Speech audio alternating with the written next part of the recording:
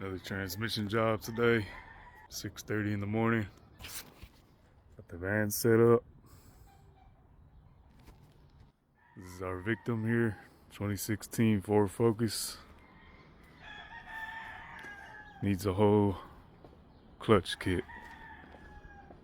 We got a dual clutch, got forks, and we got the bearing. Get this 2016 Focus back on the road. Let's get into it. All right, this is what we got. Airbox is out, batteries out, battery tray, throttle body, air intake. Now, I just detached the shift cable. It's two 10 millimeters held it in. You pop it out, its bracket right there. This whole thing just pulls right out. After that, I'm tackling this intake manifold. Let's get it. Now the manifold is coming out.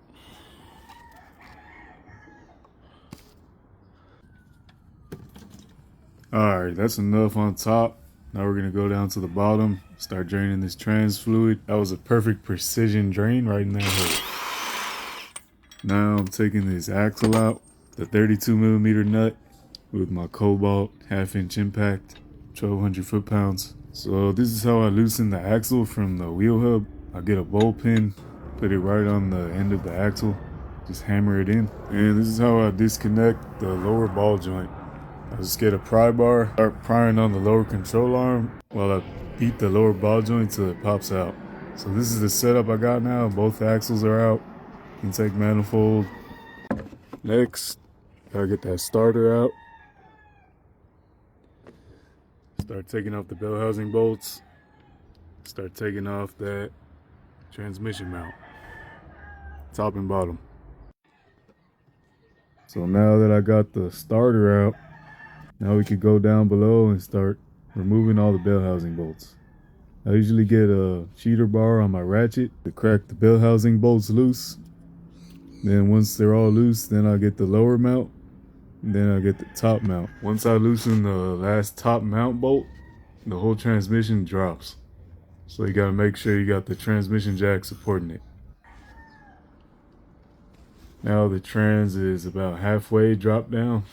Just make sure nothing's obstructing it while you're dropping it. There's gonna be a few things that get in the way as you're dropping it down.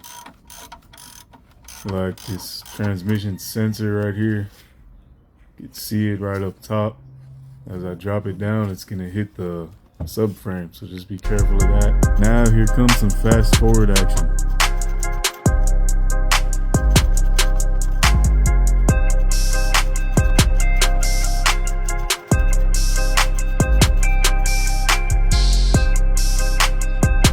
At this point that the transmission is lowered all the way, if you're doing this on jack stands in your driveway, the car will be too low to the ground to pull the transmission out of the front. You need to put your floor jack on the subframe right behind the engine underneath the car to jack it up high enough to pull the trans all the way out.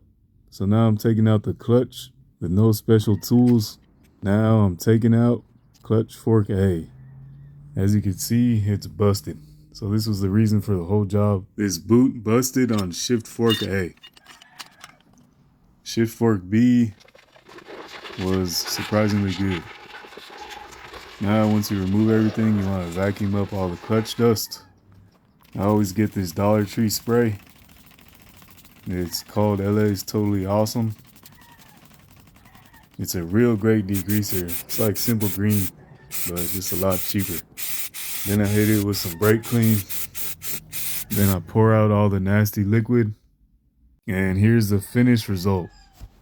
I have a more in-depth video of how to install this clutch and the forks. So this is the brand new one. I always like to write my business name on the new clutch to show some pride in the work that I do. At this point, I got the transmission back on the jack. I'm jacking it back up in position. Once everything was reassembled, I did the clutch relearn procedure with Forscan. There was a little bit of drama with the first test drive that I had. Alright, here's the deal with that first test drive after the repair. So we test drove it with my customer in the passenger seat. For the first 3 minutes, it was driving great until it wasn't. It started shifting real bad, as if the transmission had never been repaired. So the customer is freaking out. What did you do? Did you do something wrong? So I was under a lot of pressure, and we ended up going back to his place. And I didn't diagnose anything. I was super tired of working 10 hours.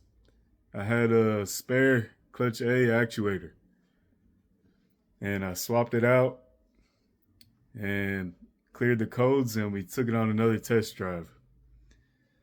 Boom. It started shifting great. Everything was good. We drove it for about 10 minutes this time. Everything was shifting great, nice and smooth. So the thing is, towards the end of the repair, the customer told me to replace his coolant reservoir that he had. It was a Dorman brand. And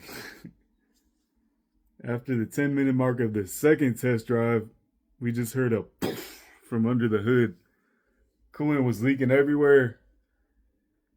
So we pulled over and we saw that the coolant reservoir that I just replaced, brand new Dorman, was split in half, but busted in half, brand new. But the customer was freaking out again. But hey, neither test drive was my fault. I explained. He ended up needing more parts than I expected. The job was successful. It was kind of bittersweet for the customer. All he had to do was just replace the reservoir. But anyways, $1,100 labor, and the job was successful. So thanks for watching, guys. See you on the next one.